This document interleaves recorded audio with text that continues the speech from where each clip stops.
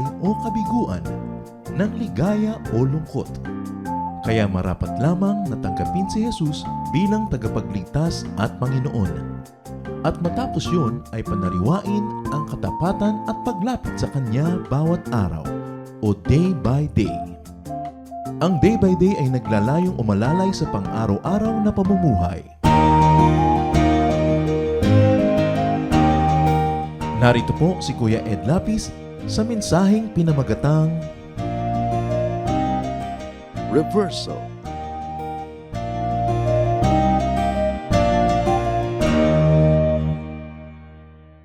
Better is one day with the Lord than 1,000 days elsewhere and in the presence of the evil one. So much can happen in a day. A great reversal could happen in one day. A reversal is an adverse change of fortune. At pagka ganito ang pinag-uusapan, napakalaki ng leksyon, maging inspirasyon na pwedeng matutunan mula sa kasaysayan ni Job, na siya naman kahit balik-balikang pag-usapan at pag-aralan ay hindi nauubusan ng aral para sa ating lahat. Maraming pwedeng magbago sa isang araw. Reversals. Yan ang pamagat ng ating pag-aaral. At nawa ang Panginoon ang siyang magbigay sa atin ng ginintoang mga aral. Salamat po, Diyos, dahil kayo ang patuloy na nagtuturo at ngayon nagbubukas kami ng isip at puso sa inyong mga pagtatagubilin o kapaliwanag. Turuan niyo po kami upang maging handa, upang mapagtagumpayan ang anumang uri ng mga reversals na pwedeng dumating any day, any moment. Teach us, lead us. As we gather in your presence, cleanse us, O God, restore us, forgive us our sins. We ask you to do your will, to be our speaker, to be our teacher. In the name of Jesus Christ, our Lord, your Son, we pray with thanksgiving. Reversals. Balik-balikan natin ang napakamahalagang mga kasaysayan sa Biblia at ngayong araw na ito, ang kasaysayan ni Job na napaka-familiar sa marami sa atin. Job 1, verses 1 and so on. Many years ago, a man named Job lived in the land of Uz. He was a truly good person who respected God and refused to do evil. So itong si Job ay nasa kanya na yata ang lahat ng katangian, napakayaman, makadiyos, kinakasihan ng Diyos, at siya ay magalang sa Panginoong Diyos. He was very godly. Napakagandang description ng sino man na pati ang langit ay natutuwa pag ito ang description ng isang tao. Verse 2, and so on. Job had 7 sons and 3 daughters. He owned 7,000 sheep, 3,000 camels, 500 pair of oxen, 500 donkeys, and a large number of servants. He was the richest person in the East. Job was not only godly, but outwardly and inwardly he was also blessed. Blessed with all the possible riches that people in the ancient times could ever aspire for. A lot of children, a very big household, lots of properties, a good name, and above all, a very godly standing. Verse 4 and so on, Job's sons took turns having feasts in their homes. And they always invited their 3 sisters to join in the eating and drinking. After each feast, Job would send for his children and perform a ceremony as a way of asking God to forgive them or of any wrongs they may have done. He would get up early in the next morning and offer a sacrifice for each of them, just in case they had sinned and silently cursed God. Ganon kalapit ang puso ni Job sa Diyos na ang kanyang mga anak na lalaking laging naghahalinhina na mag-host ng malalaking mga kainan at piging para sa kanilang pamilya, kung saan ang kanilang mga kapatid na babae inaanyayahan nila 10 ng mga pamilya ng mga yon. Matapos ang ganung mga pagsasaya, si Job ay gumagawa ng offering sa Diyos just in case na sa kasiyahan ay nakalimot ang mga anak niya at nakagawa ng kasalanan di man sinasadya. laban sa Diyos. Isa-isa na pinag-aalay niya sa Diyos ng mga alay ng paghingi ng paumanhin at tawad kung nagkasala dahil sobrang napasaya at nalibang. Ganon siya ka-righteous. Talagang matuwid, wala pang sure na kasalanan, inihingi na ng tawad kung sakali. Verses 6 and so on. One day, when the angels had gathered around the Lord, and Satan was there with them, the Lord asked, Satan, where have you been? Satan replied, I have been going all over the earth. Then the Lord asked, what do you think of my servant Job? No one on earth is like him. He is a truly good person who respects me and refuses to do evil. So, nung nag-check ng attendance sa mga anghel at mga heavenly beings, kasama si Satan na nandoon sa kalagitnaan ng mga anghel. Magandang topic, ba't siya nandoon, pero hindi yun ang topic natin ngayon. What is important here is, sabi ni Lord, kumusta ka naman? Eto po, akyat manaog sa langit, sa lupa, papunta-punta rito. Sabi, anong tingin mo kay Job? Wala kang masasabi doon. Walang katulad niya sa lupa na kasimbuti, napakabait na tao, at talagang tumatanggi sa paggawa ng mali. So there is a very, very good commendation of God concerning Job. Sabi niya, wala kang masasabi dyan, wala kang maipipintas. Very godly talaga. Akin talaga yang si Job. Why shouldn't he respect you? Satan remarked, you are like a wall protecting not only him, but his entire family and all his property. You make him successful in whatever he does, and his flocks and herds are everywhere. Try taking away everything he owns, and he will curse you to your face. The Lord replied, all right, Satan, do what you want with anything that belongs to him, but don't harm Job. Then Satan left. Matapos purihin ng Diyos si Job kay Satan, sabi ni Satan, natural. Binibigay niyo ba naman sa kanya lahat ng proteksyon? Hindi lang siya, pati mga pamilya niya, protektado niyo. Pinayaman ninyo, pinagpala. Di natural, godly. Ano pang irereklamo niya sa buhay para siya maging masama? Subukan niyong bawian siya ng mga kayamanan na yan. Tapyasan siya, talbusan, at sigurado isusumpa niya kayo. Sabi naman ng Panginoon, sige, gusto mo naman subukan si Job, subukan. Kahit anong gusto mong gawin sa mga ari-arian niya, gawin mo. Huwag lang siya mismo ang gagalawin mo. At umalis si Satan. Dalangin natin na wala sanang ganitong conversation na nangyayari sa langit tungkol sa atin. Dahil may trial na darating. Pero punong-puno ng malice. There was a lot of malice. Why? Imbes na sabihin itong si Satan, oo nga, ang dami-dami niyang pera, pero hindi pa rin siya naging attempt na magkasala, hindi siya attempt na maging mayabang, naging makadiyos pa rin siya, hindi siya naging independent-minded from God. Pero sabi niya, siyempre, pinagpapala, hindi makadiyos, tanggalin ang pagpapala at makikita niyong isusumpa niya kayo. So now there was a trial, but a trial with limits, not the body. Sabi ni Lord, sige, galawin mo lahat ng ari-arian, pero siya hindi. Pag may mga dumadating na trials, laging may limits. Hindi ipinaliwanag kung ba't pinayagan ng Diyos yung trial, pero ang nakikita natin, nilagyan niya ng limits. May protection pa rin natitira para kay Job. Job's sons and daughters were having a feast in the home of his eldest son. When someone rushed up to Job and said, while your servants were plowing with your oxen and your donkeys were nearby eating grass, a gang of Sabaeans attacked and stole the oxen and donkeys. Your other servants were killed, and I was the only one who escaped to tell you. The That servant was still speaking when a second one came running up, saying, God sent down a fire that killed your sheep and your servants. I am the only one who escaped to tell you. Before that servant finished speaking, a third one raised up and said, 3 gangs of Chaldeans attacked and stole your camels. All of your other servants were killed, and I am the only one who escaped to tell you. All in one day.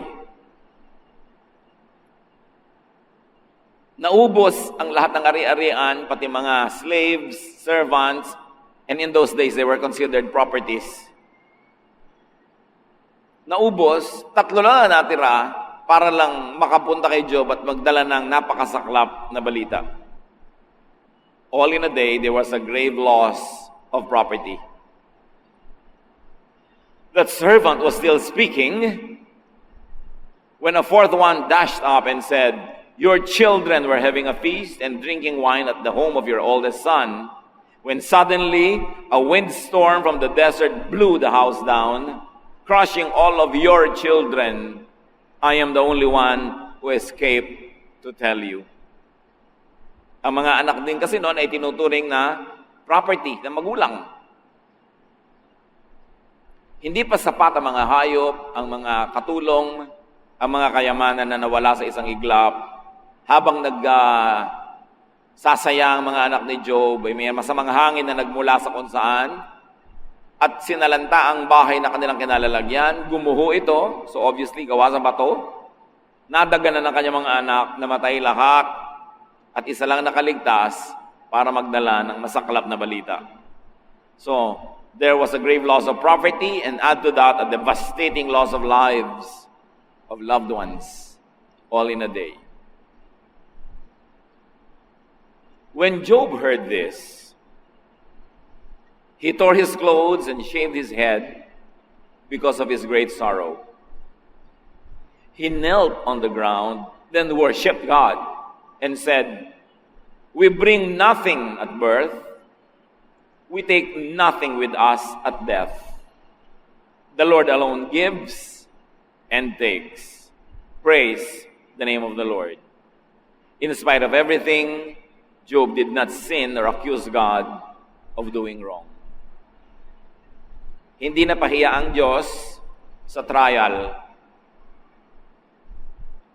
Sa kabila ng napakasaklap na pangyayari, nung nadinig ni Job ang lahat, nag-sink in sa kanya, there was a terrible reversal in his life, not only in terms of property, but also in terms of the loved ones, mga anak niya.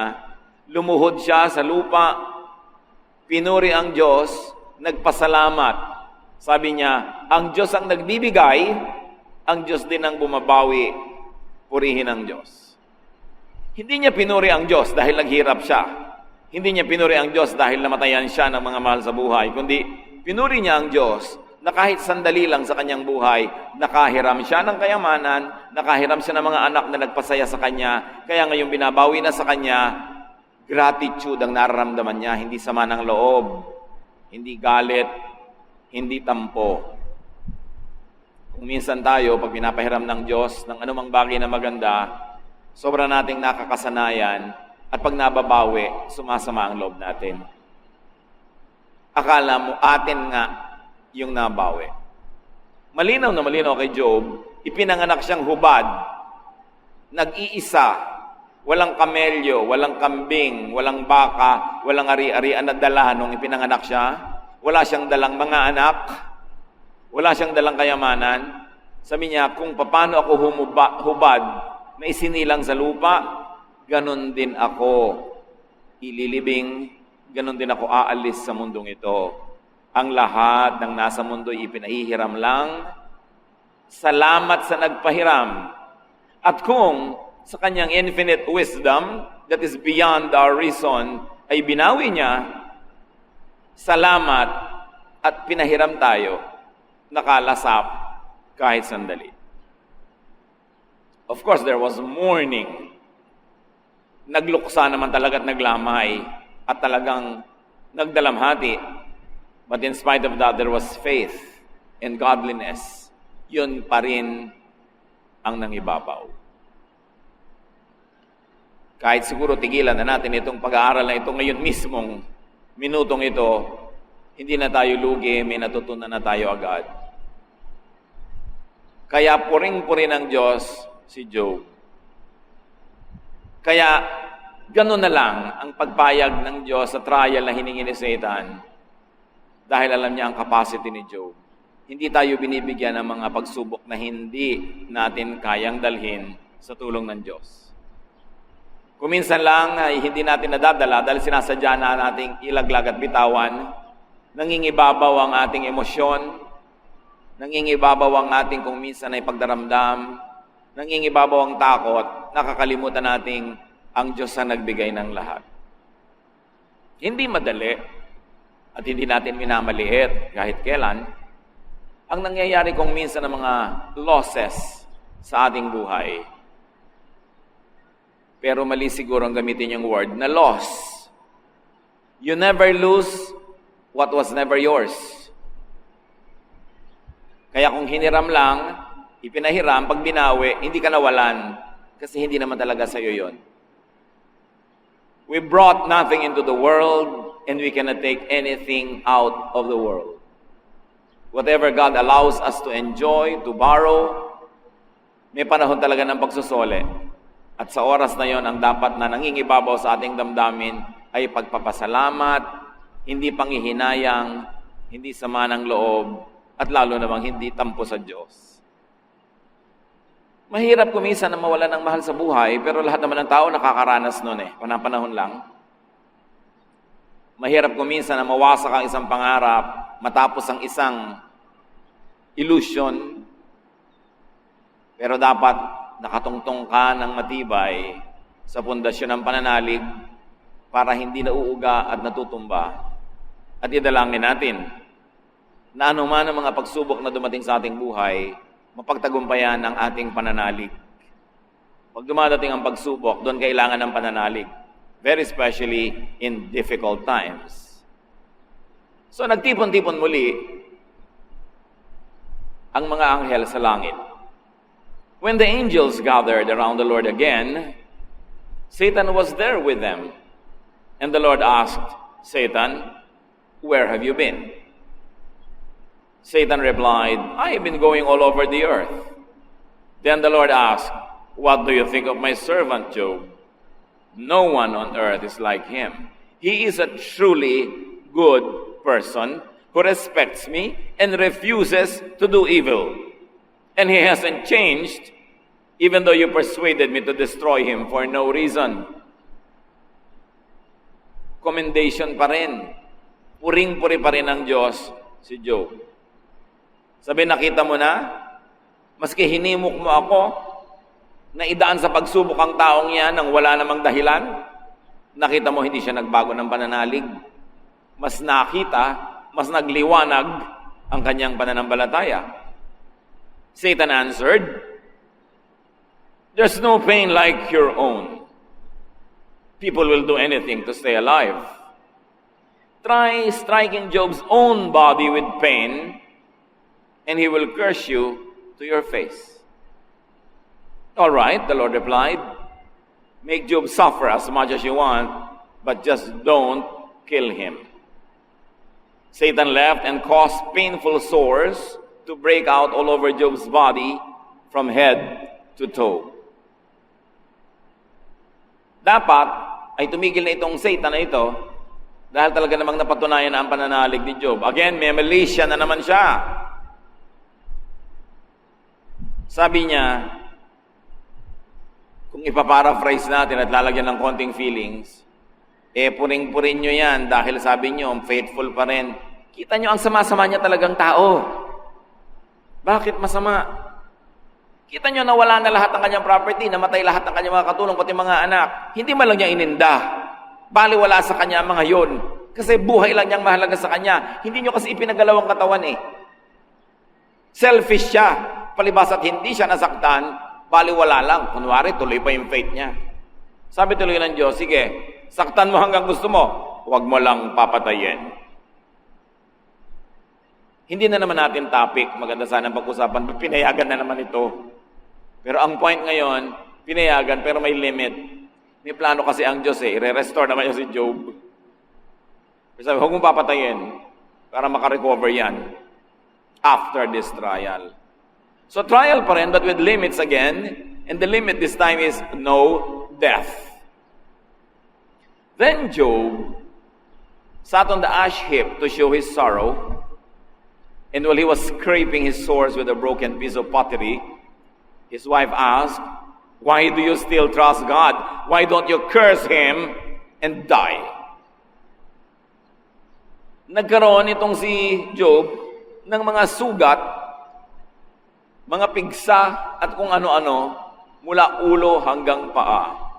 You can imagine, sa mga nagkapigsa na, at hindi ko na tanungin kung sinong nagkaroon, kahit isa lang, mahirap yun. Mula ulo hanggang paa, ang dami nun.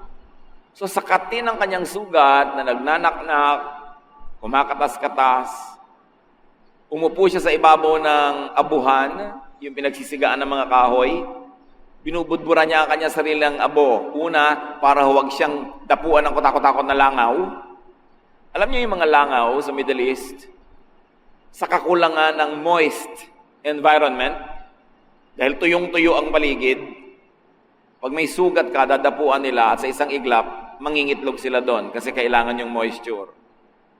Kaya ang mata mo, kung lagi kang nakadilat, madadapuan ka ng langaw at kung ano-ano insekto, mangingitlog sila doon sa mga basa na paligid ng mata mo. Biglang maglalabasan ang mga anak nila ng mga uod. Kaya maraming mga tao sa Arabia, may mga uod sa mata, nalalaglag sa sahig yung mga uod. Kaya natutunan nila magbelo, lalaki man at babae, to protect their eyes. At sa Egypt ng unang panahon, nakikita nyo, lalaki at babae, mayroong parang make-up sa paligid ng mata na eyeliner. Hindi make-up yun. Insect repellent yun. Para huwag dapuan ng mga insekto ang kanilang mata. Si Job, binudburan niya ng abo ang kanyang mga sugat. Disinfectant na rin yun, pampatuyo at protection sa mga insekto. At yung mga basag na palayok, yun ang pangkaskas niya sa pagkakati-kati niya mga galis at sugat. He became such a sorry sight. From a very wealthy, prestigious, rich, celebrated man, he was reduced to become a heap of ash, scraping his wound with broken shreds of pottery. Ay, may natira palang buhay yung asawa niya. At sabi sa kanya ng kanyang asawa, praise the Lord ka pa rin. Ba't hindi mo nalang pagmumurahin ng Diyos? Tapos mamatay ka na. Kaya naman pala hindi kinuha ni Satan yung asawa. Kakampin niya. Pampadagdag niya sa hirap ng loob ng tao. Imbes pala kasi yung loob ng asawa, siya pa nagsasabing, isumpa mo na nga ang Diyos at mamatay ka na, please. Hindi ko na matake ang kape, praise the Lord mo, nagkaganyan-ganyan na nga yung buhay natin. So there was wife, still a remnant of family. There was torment and the temptation to curse God. Gaano karaming beses na inaalok tayo ni Satan through another person like this wife, nasumpay natin ng Diyos, talikuran natin ng Diyos, magtampo tayo, magalit. Nangyayari yan. Job replied, "Don't talk like a fool. If we accept blessings from God, we must accept trouble as well." In all that happened, Job never once said anything against God. Sabi niya, huwag kang magsalita ng ganyan. Nung dumadating ang mga blessing natin, tuwang-tuwa ka, ngayong binabawi, galit na galit ka. Pinahiram lang tayo. Ang dapat nating asikasuhin, magpasalamat at nakahiram at buong pusong isole ang mga dapat isole. At sa lahat ng yon, walang binitawang salita si Job laban sa Diyos. So what did he offer his wife? Correction. And what surfaced in all of this? Faith and godliness in spite of all of that. Natural, kumalat ang balita tungkol kay Job, sikat siya eh. At nabalitaan ng kanyang tatlong matatalig na kaibigang naninirahan sa malayong lugar ang nangyari. Kaya naglakbay sila patungo kay Job. Eliphaz from Teman, Bildad from Shua, and Zophar from Nama were three of Job's friends, and they heard about his troubles. So they agreed to visit Job and comfort him. When they came near enough to see Job, they could hardly recognize him.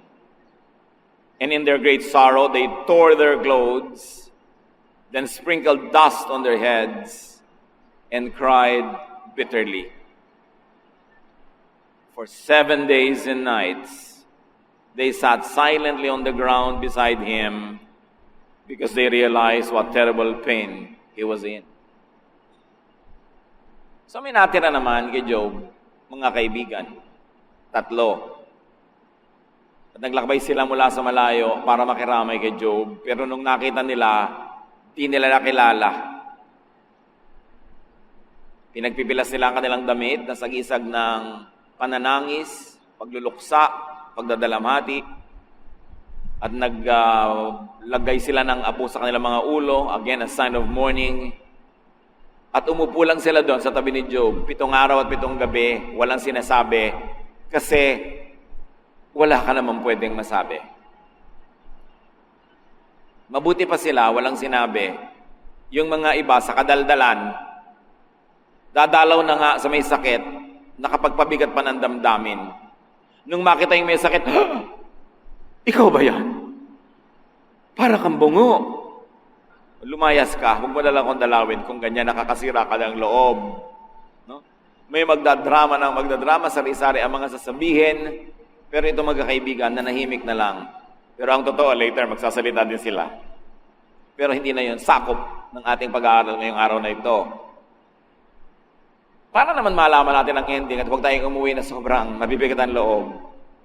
Matapos lampasan ni Job ang lahat ng ito, dinoble pa ng Panginoon ang kanyang kayamanan, pinahaba ang kanyang buhay, at nagkaroon pa siya ng mga anak, ha? Hindi lang natin alam kung ito pa ring asawang ito o baka namatay na yon at tinangay na ng langit para mawala kay Job. Pero nagkaroon siya uli ng pagkakataong magkapamilya, dumami ang kanyang mga kaapu-apuhan at nakita niya hanggang kaapu-apuhan niya. Pero hindi yan ang lesson natin ngayon. Pampalubag loob lang dahil baka umuwi kayo dyan na luhaan. Meron pa siyang friends.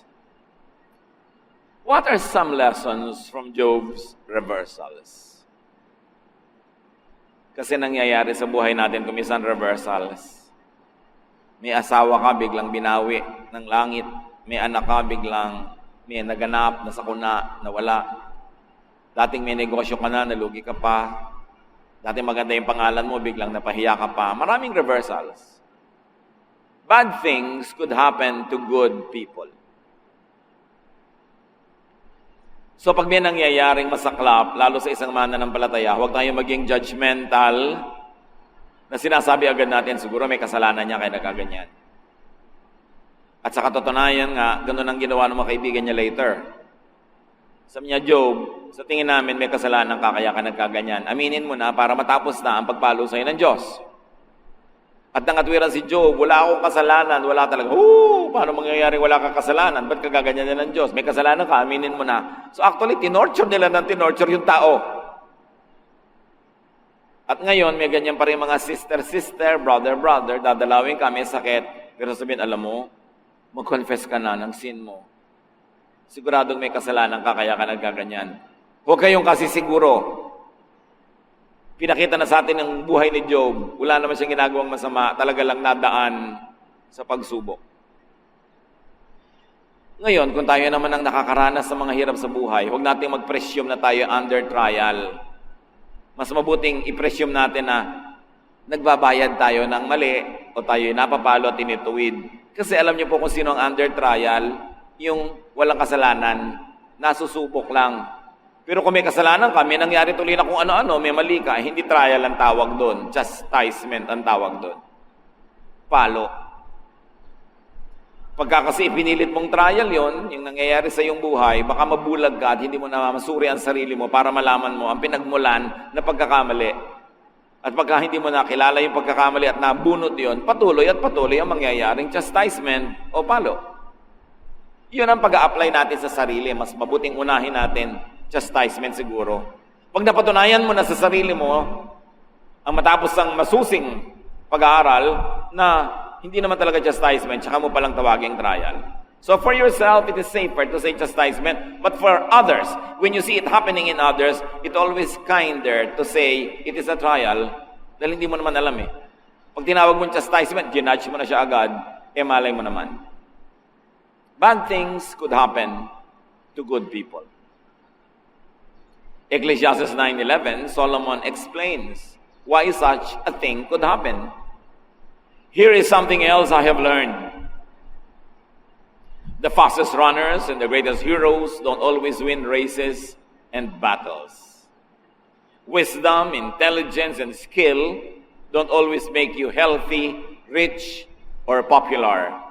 We each have our share of bad luck.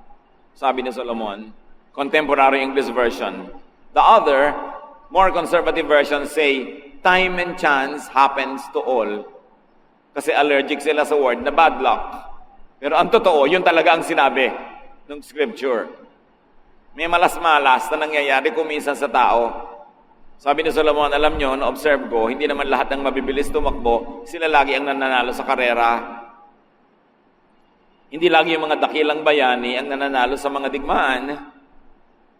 At kahit gaano kakatalino at kahusay, hindi naman lagi ang ending, ikaw ay lulusog o yayaman o sisikat. Sabi niya, may kanya-kanya tayong toka ng kamalasan. Kung ayaw yung tawagin yung word na yun, sabihin yung time and chance, but you will only be deceiving yourself because it means the same thing. Ang ibig sabihin lang, hindi lahat may logical explanation. Sasabihin ng iba, bakit naman po nung nag-host ako ng Bible study sa bahay namin, doon pa kami nasunugan na time and chance ka, sister. Hindi ibig sabihin may kasalanan ka, hindi ibig sabihin ayaw sa'yo ng Diyos o galit siya. At yan lagi ang mga isinusumbat sa atin ng mga kamag-anak. Ano mo na nag-born again ka, ayan, nagkasakit ka tuloy. Bakit ikaw, lagi ka rin may sakit, di ka naman born again? Yun ang gusto mong sabihin, pero ayaw mo lang sabihin, manahimik ka na lang para tahimik ang mundo. Lagi nilang sinisisi ang Diyos, ang Biblia, ang iyong pananalig. Pero the same, hirap nangyayari sa iba, hindi naman nila isinisisi yun. Ayan, mula nung nag-Bible study ka, nasunugan ka. Ba't ang dami-dami namang hindi nagpa-Bible study, nasusunugan din? Bakit ako ang pinanggigigilan mo? Sa loob-loob mo lang. Time and chance happens to all. Huwag nating personalin at huwag nating i-over-spiritualize ang lahat ng bagay. Hinahanapan mo pilit na spiritual meaning, yung wala naman talaga, random lang nangyari. Walang logic. But in the case of Job, there was reason, there was logic. He was under trial. Another lesson is that reversals are opportunities to remain positive at heart. Pag nawalan ka ng maraming bagay, isang malaking pagkakataon yon para magbilang ka ng hindi nawala at natira pa. To look at what's there against what's not there anymore. Kita nyo kay Job, may natira pa. May natira ng mga asawa, may natira ng mga kaibigan, at buhay pa siya. Habang buhay ka pa, ang laki pa ng natira. May pag-asa pa. Nadagdag pa, kung may asawa ka, kahit ganong nager, at least, hindi masyadong tahimik, malilibang ka naman. May kausap ka rin. Tapos may mga kaibigan ka pa, may pag-asa. Mga kapatid, pag may dumadating sa atin na losses, don't exaggerate it. Meron lang dalawang nagkasakit, ayan, nagkakasakit-sakit na ang lahat, ang hirap-hirap na ng buhay. Dinadramatize. Huwag nyo i-generalize. Specify, isolate the difficulty, and you will realize these are just tiny dots in an otherwise long, good line of life. Hindi talaga siya ganun ka-drama pag hindi nyo ito-dramatize. Reversals are opportunities to remain godly. Of course, Satan likes it to be an opportunity to make you ungodly. Siyempre, gusto ni Satan, ang maging resulta sa iyo ay maging bitter ka. But God wants you to be better. Be better. Don't be bitter when you have hardships in life. Kasi pag naging bitter ka, lalo ka malulugi. Pag nagalit ka, nagtampo ka sa mundo, nagtampo ka sa bigas, lugi ka. Kailangan pag may natapon, ang asikasuhin mo agad, alin ang hindi natapon? Kailangan ko itong isalvage. Which the real meaning in English is to save it, no? Kung bakit yung salvage sa Tagalog, naging patayin mo siya, isalvage mo. But save it. Pagka merong nangyaring gulo sa pamilya, save the family from more trouble. Huwag niyong palakihin yung sunog. Paliitin niyo.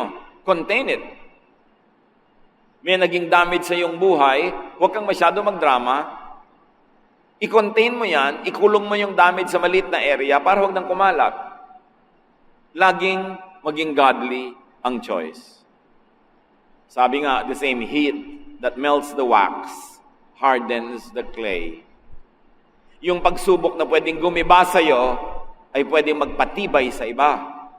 So bakit ka magpapagiba kung pwede kang tumibay naman? Yun ang choices. Another lesson is laging may natitirang blessing. Katulad noon, life. Kahit siya may sakit, buhay naman. Wife. Kahit na nagbubunga nga, may kasama ka pa rin. And friends, na kahit later on uusigin siya, at least nandun nakikiramay. Lagi niyong titingnan yung bright side. At meron pa siyang faith. That is so much. Godly attitude. And of course, kahit ano pang mawala, kahit pang buhay mong mawala, nandun pa rin ang God. Therefore, there is hope. Pag dumilim ng konti, o huwag niyong padilimin lahat, may matitirang konting liwanag. Make do with that until you are able to pass the test. So recognize and keep the blessings. The life, the wife in the story, the friends. At merong isang lesson para sa lahat sa atin. Be ready for possible reversals. God forbid. But just in case, be ready. Sabi ni Balagtas sa Florante at Laura, ay bago sa mundo'y sa isang kisap mata, ang tao'y mayroong sukat ipagdusa. Sa inyo, walang kaabog-abog, walang kadahi-dahilan, walang warning, pwedeng dumating ang isang disaster sa buhay. So dapat, ihanda ang loob.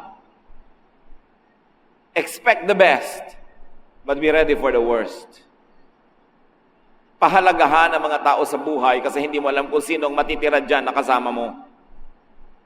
Kung sakasakaling merong mawala na ipagluluksa, sinong matitira? Baka ang natira yung pang inaway mo, may atraso ka pa, mahirap naman na yung pa yung natira. So be as friendly with people as possible, be as kind as possible, be as humble as possible, at no matter how famous or rich or strong you are, continue to be kind and good to people because you don't know when you will exist and survive on their charity. Nobody knows. Kaya nga merong word dyan, reversal. And never underestimate or maltreat a downtrodden man. May mga tao sa paligid natin na Job sila sa panahon na ito. Pero hindi ibig sabihin na hindi na sila makaka-recover. Hindi ibig sabihin na hindi na sila babangon. Kaya gawin natin lahat ang pinakamabuti para sa kanila para madali ang kanilang pagbangon. At kung minsan may benefit pa yon, nakagawa ka ng mabuti, that by itself is a gift. It's something to be thankful for. Pero anong mangyayari kung may inapi ka dahil kaapi-api, kawawa, Job moment, pero nakarecover, yumaman, lumakas, edi kaaway mo ngayon yon, lugi ka. Mas mabuting maging laging mabait kasi hindi mo naman alam kung kailan gugulong ang buhay at yung dating nasa ilalim ay nasa ibabaw na at ikaw na nasa ibabaw ay pwedeng mapasa ilalim. What looks like a cursed man could actually be a man under godly trial on the way to a great spiritual triumph. Huwag niyong huhusgahan ang sino mang dumadaan sa hirap At huwag natin sasabihin siya kasi makasalanan, he deserves it. Maaaring mukha lang pala na ganun siya, pero dumadaan lang pala sa isang pagsubok na may hangganan naman na inilagay ang Diyos. Ang magiging ending, makaka-recover din yan. Mabuti na naging matulungin ka sa Kanya. So have you experienced? Are you now experiencing a reversal? I hope not, but just in case, do a Job. Kaya maganda, at least once a year, binabalikan tong kwento ni Job. Kasi kung minsan nalilimutan natin yung mga ginintoang lessons eh.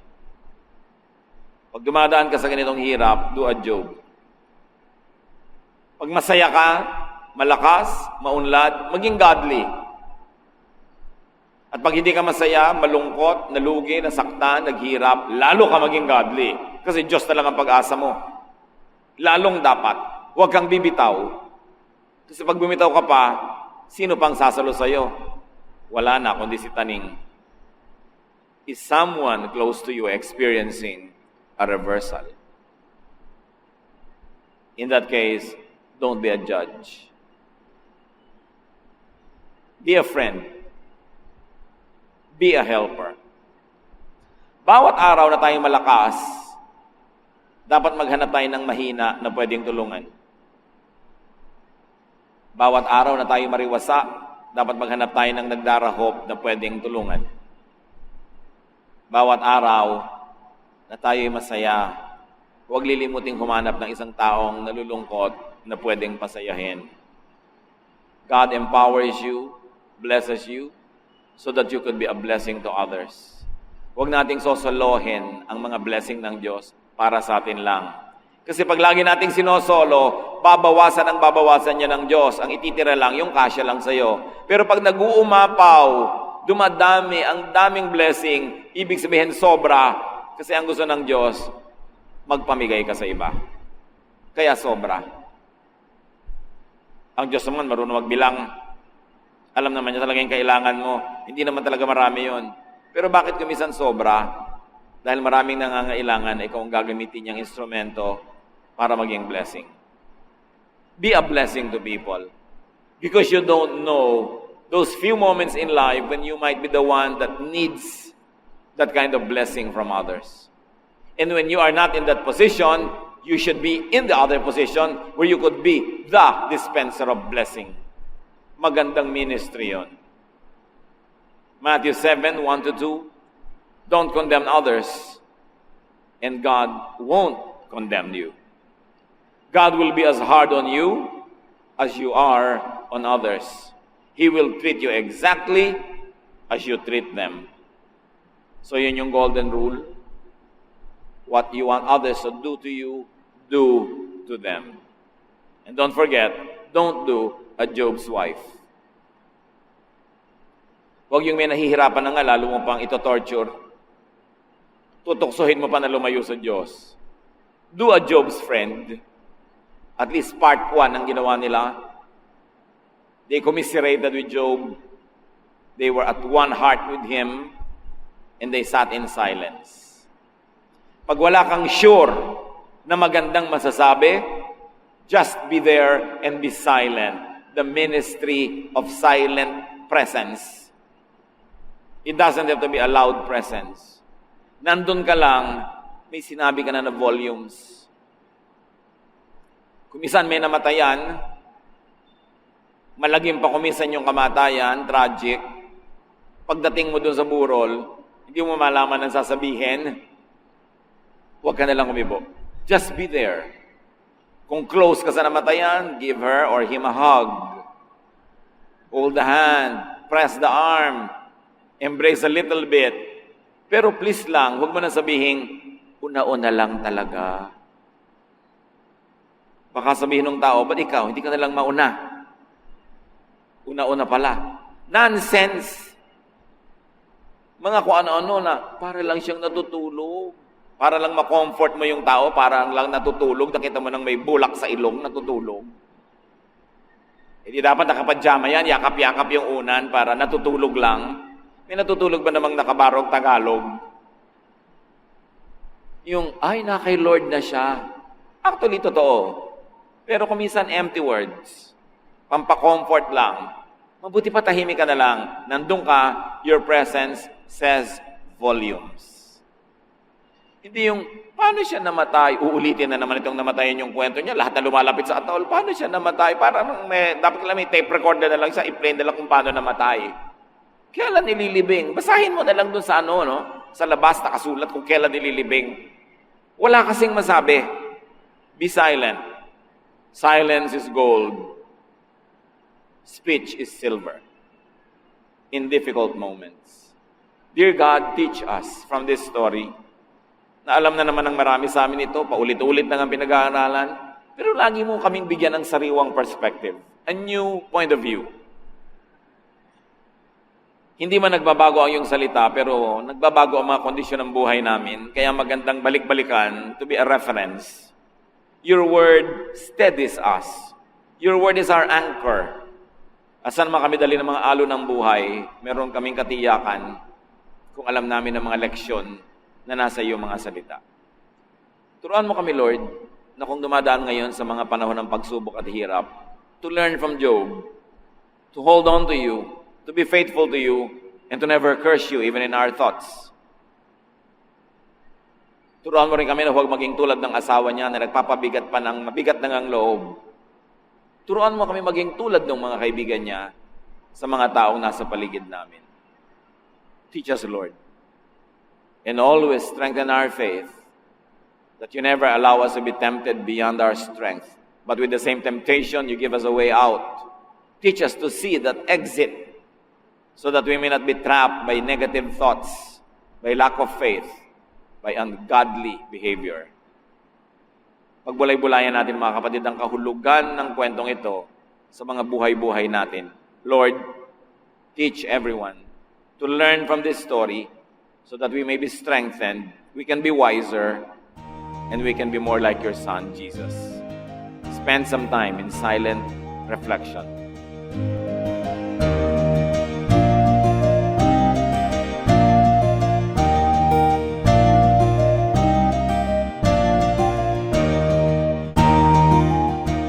Ang katatapos pong mensahe ni Kuya Ed Lapis ay pinamagatang Reversal.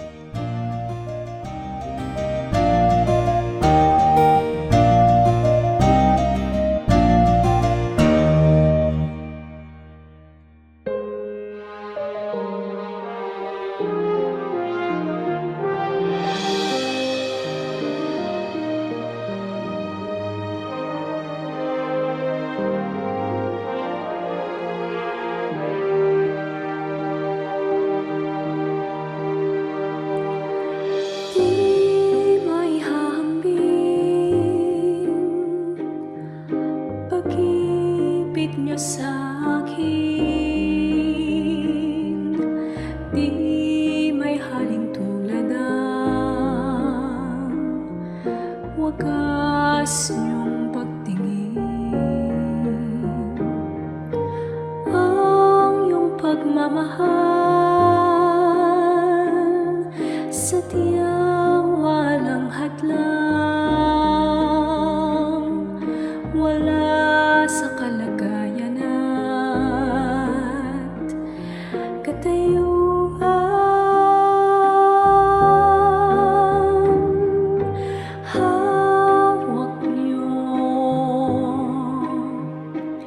Aking kamay,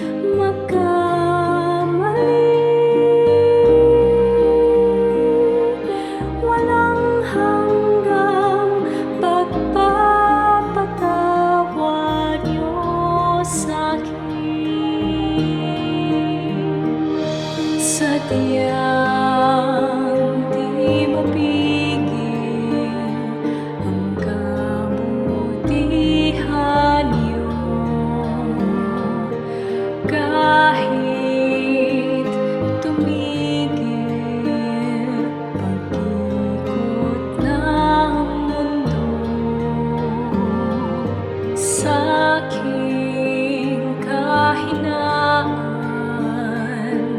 di magbabago. Pag-ibig niyo sa akin laging naririto.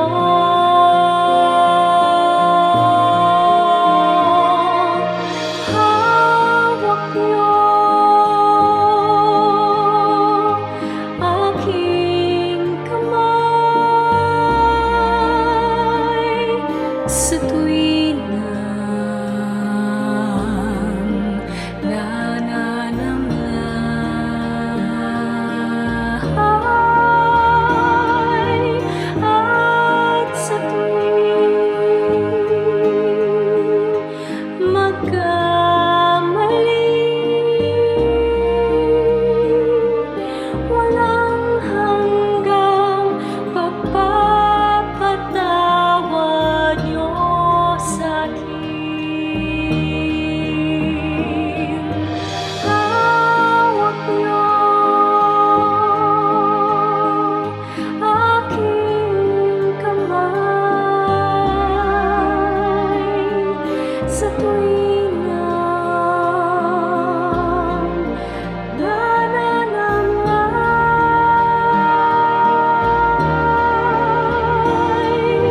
at sa tuwing magkamali.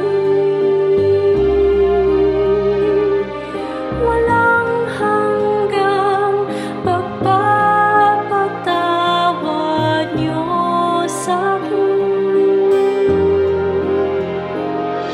Walang hanggang pagpapatawad niyo sa'kin.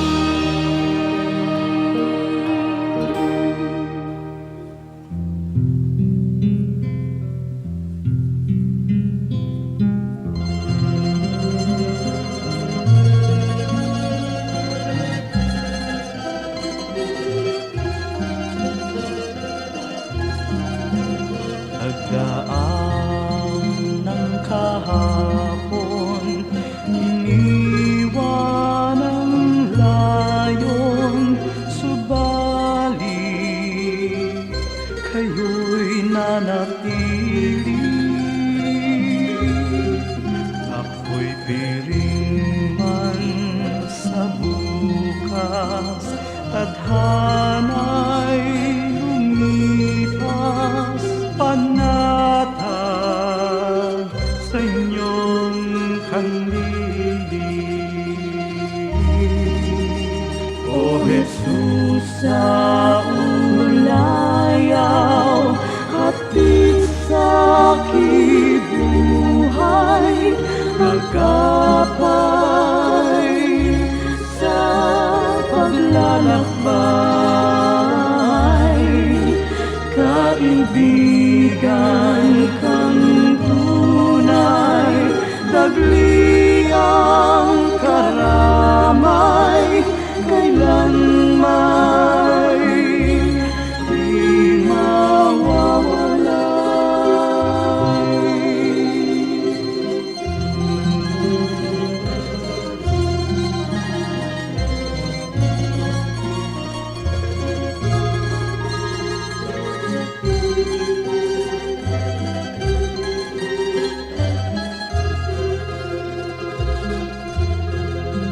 sa tamis ng iyong hiya, masakit at hirap, sadyang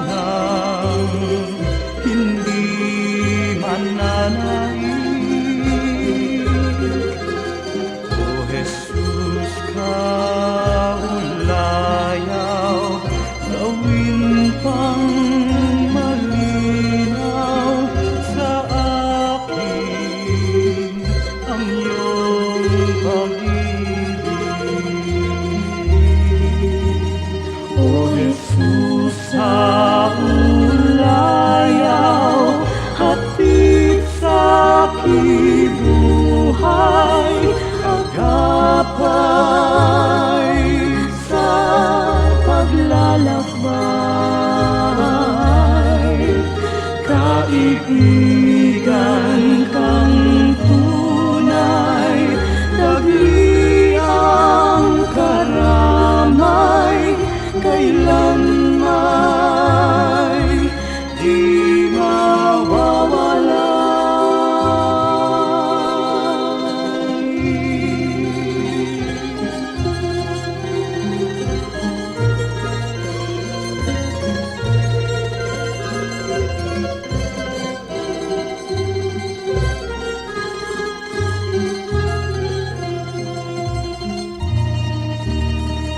Jesus sa ulayaw, hatid sa kibuhay, sa tuwina'y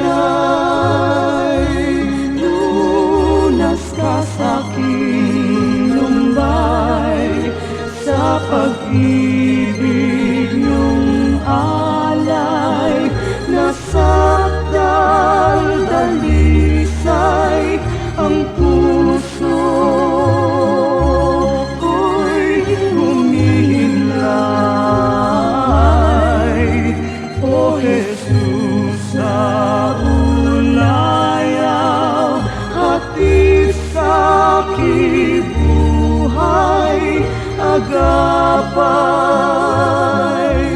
sa paglalakbay, kaibigan kang tunay, tagliang karamay, kailanmay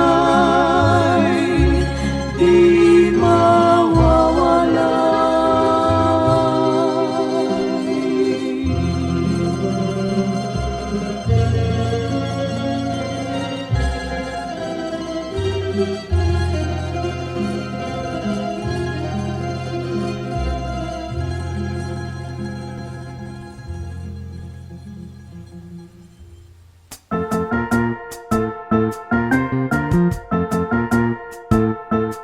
Oras na po para pansamantalang magpaalam ang programang Day by Day.